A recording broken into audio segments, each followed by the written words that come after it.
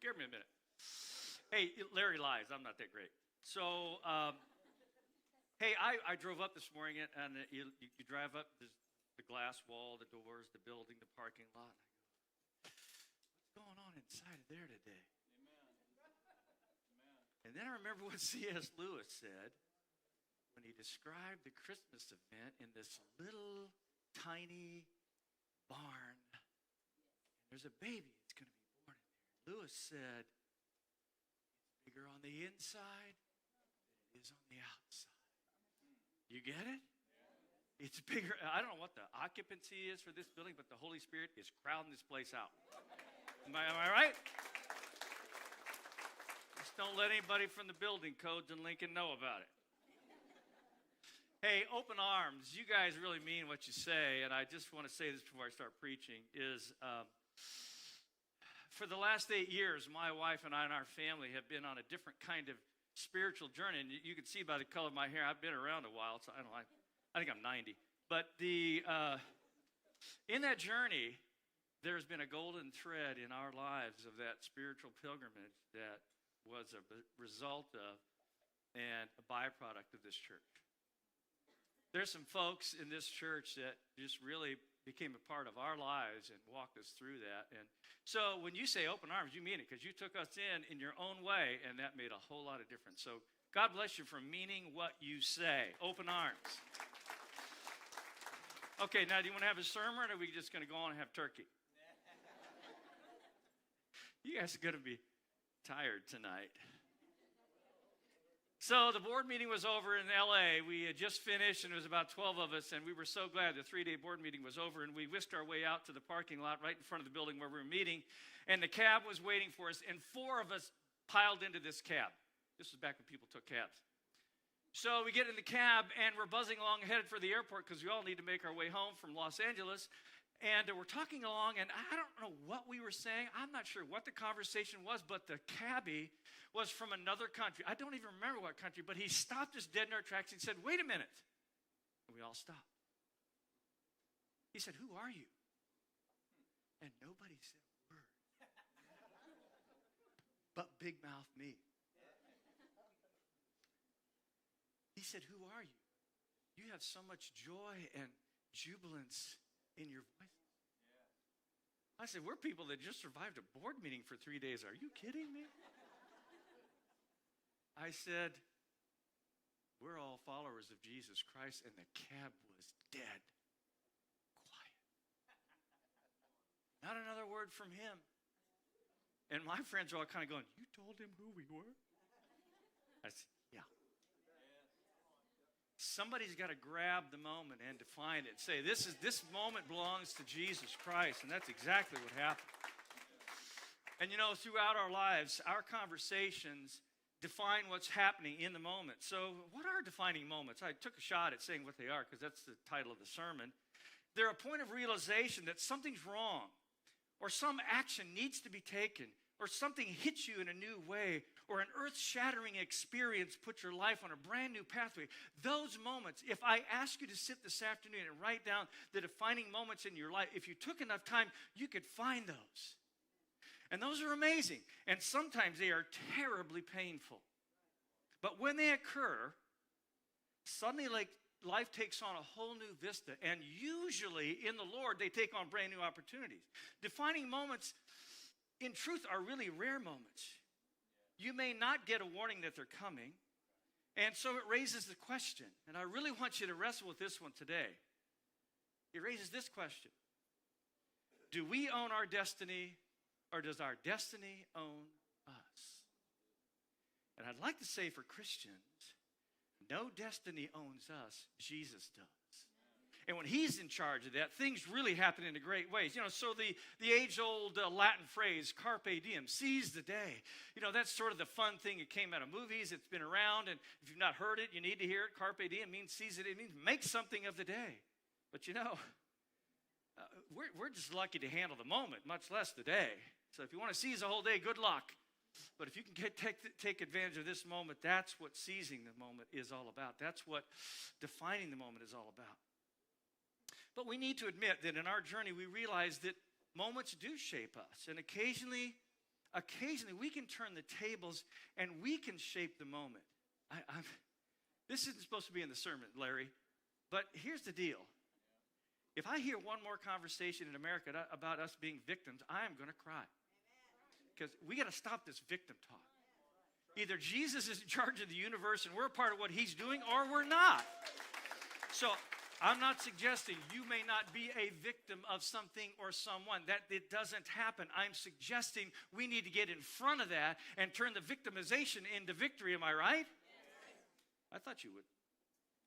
So you see, in our lives with God, I think God intends to watch over our lives, and he intends for these little defining moments to be his big opportunity. It's kind of like, I'm pretty sure God's up there kind of going, I'm glad you finally got that. Oh, really? Did you just wake up? Oh, you didn't see me doing that? Like, where have you been? You ever had him say that? Yeah, he's doing. I got to wake up. I'm intending for this to be a great moment, not a dismal moment. And God has done that throughout history. I could name a whole bunch of them. Think about Genesis 15 when Joseph is woe is me, and Joseph is called by God, and Joseph does amazing things. And you got to get to the very last 2 chapters of the book of Genesis to realize that there was a defining moment just waiting to pivot biblical history. You intended to harm me, said Joseph, but God intended it for good to accomplish what is now being done, the saving of many lives. He stepped right in, took the moment. He could have been a victim. No way. He turned that and he told him just the way it was. God intended this for good. Is God saying that to you? Or let's take Moses, who was shy and couldn't do public speaking and was trying to tell God, find some other leader who, he ends up being the most amazing leader in the Old Testament. So he's telling God, find somebody else. And God says, why don't you come over here and I want to show you this burning bush. And he steps in front of me and he said, Lord, show me your glory. Turn the moment. Joshua settles in the promised land, does the impossible. Moses fades, Moses dies, Joshua steps in. Suddenly this new day evolves, and he's done all this work. And by the time the book of Joshua ends up, he says, as for me and my household, we will serve the Lord. It was a defining moment. Are you in or are you out? Stuff happens when you define it. Almost nothing happens when you sit back there in the back of the cab and say nothing when the cabbie says, who are you? I'm going to insert this too. This wasn't in the sermon, okay? So I don't take credit for it, or you can't persecute me for it.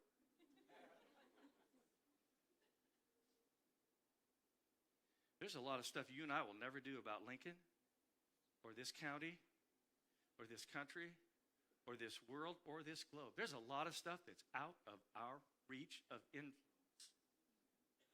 But there's one thing that you have control over. Who are you going to call Lord? And when you do that, that changes a lot of stuff. And sometimes I think the ambition of America to do whatever it's doing right now, it's a bit of a train wreck if you look around. There's a lot of battled and embittered conversations, and I think we can end a lot of those just by using the word Jesus once in a while, and people will go dead quiet in the cab. That's not in the sermon, by the way. When Jesus encounters so many things in the Gospels, defining moments, dealing with an adultery, he says, go and sin no more. Okay, that's a defining moment, okay? It's not either way. Or when he's praying in the garden, wrestling with should I even do what you want me to do? And he says, not my will, Father, but yours be done. A defining moment, is it not? Or on trial before Pilate, when Pilate said, is it true? Are you the Son of God? Are you the King of the Jews? And he could have said, Peter is, look at him. That's what I would have done. He said, you said it. You are dead on. I am the King of the Jews. Define the moment. That made Pilate squirm. And on the cross, all said and done, Rome thought they won. The Jewish nation thought they won. And Jesus said, not so fast. It is finished. Define the moment, defined eternity. Or a broken up piece of wood. It occurs to me that defining moments are a time for us to speak out. While defining moments often catch us by surprise, we can trigger them with our own conversation, just by standing up against all the odds, by declaring a truth in zeal, by taking a giant leap of faith and becoming a follower of Jesus Christ. When I used to be a university president way back when I had a brain, and when I did, I went to China several times. And first time to Beijing, they whisked me off an airplane and rushed me as fast as they can to the University of Beijing, the leading university in the entire nation of China. Little old me shows up. They walk me onto that campus, and they bring me into a room about the size of this room. And all of a sudden, I'm standing at the front of the room by myself. This is China. This is communist China, okay? Are you with me? This is my first time. This is like, what is my... Okay, I'm good. I'm standing at the front of the room, and all of a sudden, there's a parade of college and university deans coming in and lining along the outside wall. And each one of them had a gun. No, they didn't. I thought they did. And nothing's being said. In about 10 minutes of filing in, there were about 45 or 50 deans of the entire best university in the nation of China. They lined the wall. They shut the door. Okay, take me, Lord. Not a word. And then the primary dean of the university walks from my side. He walks over in front of me and gets right in my face, and he says, "Welcome, Dr. Ray. All of these people in this room are followers of Jesus Christ."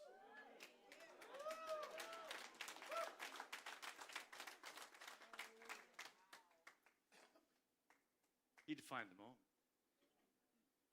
He just said one thing. He said, we're followers of Jesus. That makes all the difference in the world. Now, in Matthew chapter 16, how much time do we have for this sermon yet? We're done? In Matthew chapter 16, Peter, a disciple of Jesus, chooses at the most precarious moment to define the moment. When Jesus came to the region of Caesarea Philippi, he asked his disciples, who do the people say the Son of Man is? This is sort of like asking, what are they saying on Facebook? Twitter? What are they doing on media technology, social media? What's really being the buzz? Oh my gosh. Should I say something about? No, I'm not. Okay. That's not the sermon. What are they saying about the Son of Man? And they reply, well, some say he's John the Baptist, others say he's Elijah, and still others, Jeremiah, or maybe one of the prophets. But Jesus said, wait a minute, okay, that's the clutter, that's the muss, that's the fuss, that's the news, that's the social media. What do you say? And he's pointing a finger at Peter. Now, this is when you break out into a sweat. When the Son of God points a finger at you and says, who do you say that I am? You start sweating. And Simon Peter answered, you are the Messiah, the Son of the living God. That had never been said in the recordings that we have. Jesus was waiting for just the right moment, for the right person to make the right affirmation and shift the world on its axis. When you hear someone say Jesus is the Christ, the Messiah, the Son of the living God, everything changes. It happened in China. It could happen to you. So we could take our cues from Peter, who in Matthew 16 responded to Jesus' inquiry with the resounding answer that in many minds of many is probably history's most defining moment. The most powerful words that can be said in this life or any life beyond it is Jesus is the Christ, the Son of the living God. There's a lot of stuff you can say to anybody, anywhere, at any time, and it just, I'm sorry, this isn't the sermon, it just doesn't matter. This matters. This turns everything. This changes everything in you and me in the world. Let's start saying it a little bit more often. We reserve this kind of great confession, we call it, for times of baptism, but we almost never say it or talk about it. And you know, don't feel bad. Most of Palestine didn't get it either. They could not figure out this Jesus guy. He was a mystery. He was talking God stuff and doing miraculous things and saying things and doing things and breaking the Sabbath. He was a naughty boy. Naughty, naughty Jesus. Bad, bad boy. Who is this guy anyway? So Peter said, I'm going to clear a couple things up. Now, in the context of 16, you really got to see that to see where this little tiny verse that shows up like a fire in a grass fire. Peter says you got to talk about a couple things. Number one, these people were guilty of, and so can we, they were guilty of failing to observe the divine signs of the times. The Pharisees were really good at forecasting the weather. You got to look at this. This is about weather forecasting. He says you can tell what weather is coming just based on the sky and the clouds and the red, the whole thing. He said, you're really good at that, but you've missed me. Oh, that's bad. You got in serious trouble with the Son of God right then, okay? You're more obsessed with things that matter little, and you've missed me. So first of all, he wants to make sure that God is saying, watch where God is working. Pay attention to where he is. And stop spending your time and energy in the wrong places and times. And I didn't say Facebook. Anyway, number two, Peter says, let's clear this up. You need to stop being obsessed with the wrong thing. Secondly, there's a failure to object to the incorrigible power of human traditions. That means we build a lot of scaffolding around our lifestyle and we make it sacred. That's not a good idea. Matter of fact, here's something else not in the sermon. Doggone it, this was supposed to be a short sermon too. This is my opinion.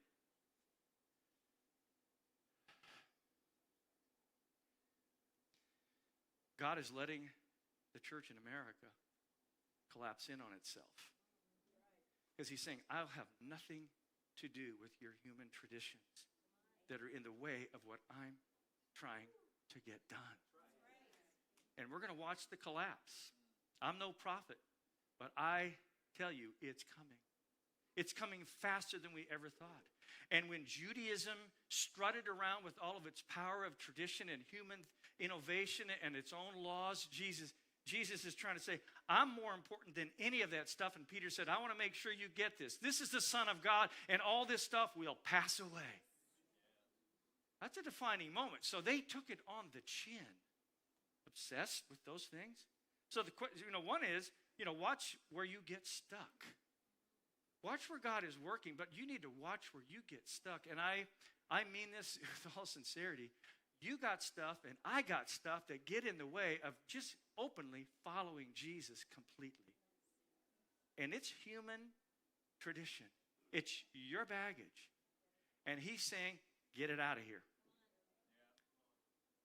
Watch where you get stuck. Third, Peter's saying, let's clear this up, that they need to overcome popular conjecture.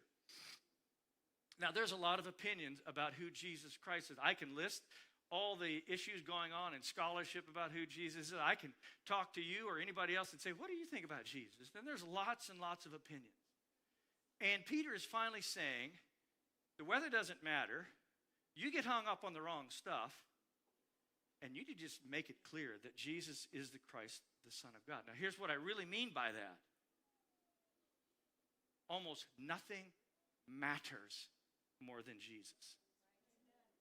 And when we put Jesus above the fray of the debates and the debacles and the issues and all the stuff that's going on, and I don't want to tell you about what kind of pandemic thing has ripped America's soul apart. And sometimes people just need to say, you know what, the most important thing for me is Jesus. Boom. Done, over, okay? Let's talk about that and see what that does to the rest of the conversation. So Peter's had it. He's had it up to here with all this stuff getting in the way, and he says, I'm just going to tell you that you are the Messiah, the Son of the living God. So when Jesus confronts this reality through this simple confession of a well-intentioned disciple, it's not just another phrase. All of a sudden, it's the most important phrase in the Bible. It's the most important phrase you can say. It's one that needs to be declared across this planet because that phrase, Jesus is the Christ, the Son of the living God, brings millions together, or it immediately divides us right down the line. I tell you, there is no other way. I'm not a very black and white person generally, but you're either in Jesus or you're not. That doesn't mean you go around tearing people up about it. It just means saying that it defines the moment. It defines the room. And those words are literally words of life and death. And are not these How much time do I have? Which clock am I looking at? It says it's 9:50. It says it's 10:30 and we're late. 16 minutes. Do I have 4 minutes left, 5 seconds to preach? Nobody's answering a thing. Keep going. All right, we'll see it too. So, the words that Jesus most desires to hear from us is not the clutter and not the fuss and not the all the me and this and that and the victim of this and that. He wants to hear us say, Lord, you are the Messiah. You are the Son of God. That changes everything.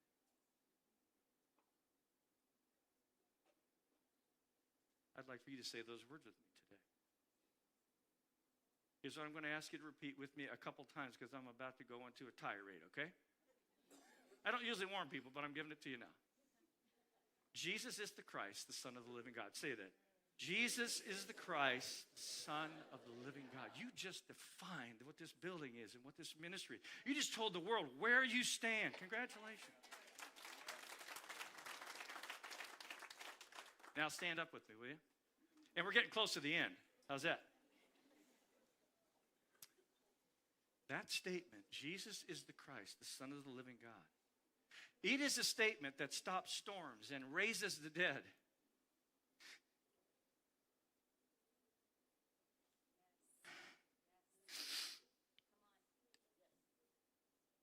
It stops traditions in their tracks.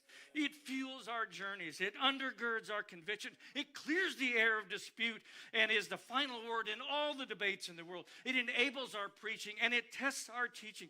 It invigorates our gifting and our call of service. It turns darkness into light and it sends forth the fresh winds of the Spirit into our presence. Just say the words, Jesus is the Christ, the Son of the living God. Say it from the mountaintops. Say it from the valleys. Say it to the political system of our day. Speak it peaceably to the victims of every circumstance. And speak it boldly to those who are dreary and dying and desperate. And go ahead, say those words. Jesus is the Christ, the Son of the living God. Take his power to the hopeless and the dismal. Repeat it to the naysayers this week. When you fail or you fumble or you fall, say it aloud when battling the evil one and you can't go on. And when the odds are against you, say the words that Jesus cherishes in hearing, a confession, a declaration, a defining moment. Say those words, Jesus is the Christ, the Son of the living God. And it will turn heads. And it will turn your head. And at times it will change the headwinds. And before you know it, the ground that you will be standing on is like that of Peter. You will be standing firmly on the rock.